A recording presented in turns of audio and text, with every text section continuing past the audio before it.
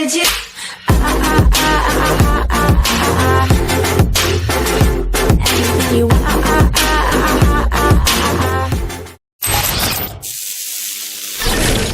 And I definitely personally hope centralized exchanges burn in hell as much as possible.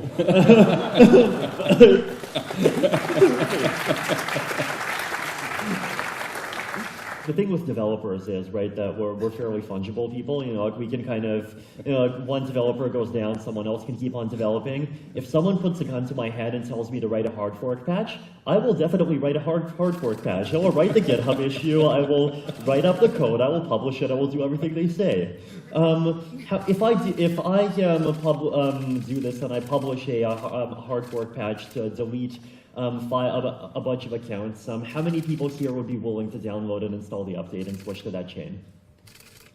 I see relatively few raised hands. This is called decentralization. Do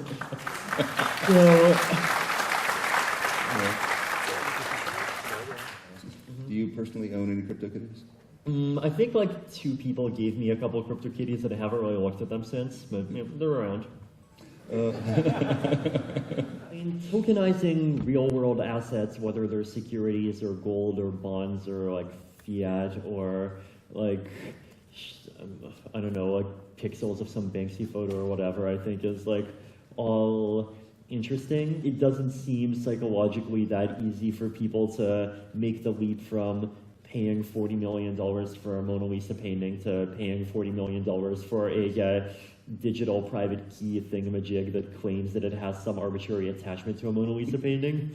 And that's like, okay, fine, I understand that. I don't really understand the art world in general anyway, when you can just like take a painting and then like make a copy that looks almost identical. I don't know, yeah. Even if centralized exchanges end up having a lot of volume, like the better decentralized exchanges are at the as a baseline, kind of the more happy I am, because that way we can really like take away this stupid king-making power that these centralized exchanges have, where they have this ability to just decide which tokens become big by just deciding to list them and then charging these crazy $10 to $15 million listing fees. And like the more we can get away from that world and into something which actually, you know, like satisfies the blockchain values of openness and transparency, the better. I definitely am less optimistic about private and consortium blockchains than I was 2 or 3 years ago. Basically because like there's this bubble and there were a lot of promises and like, oh my God, IBM makes $200 million savings by putting something on a blockchain, and I have no idea what they actually did. They probably just like digitized something that was paper before and like great. Which other blockchains interest you? By which we can measurably, which other blockchains do you actually have private keys for experimental reasons or whichever?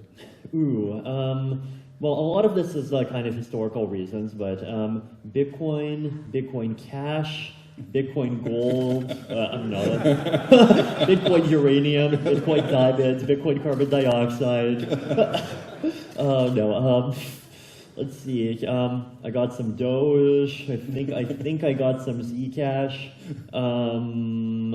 and all sorts of Ethereum-based tokens. Right. Yeah.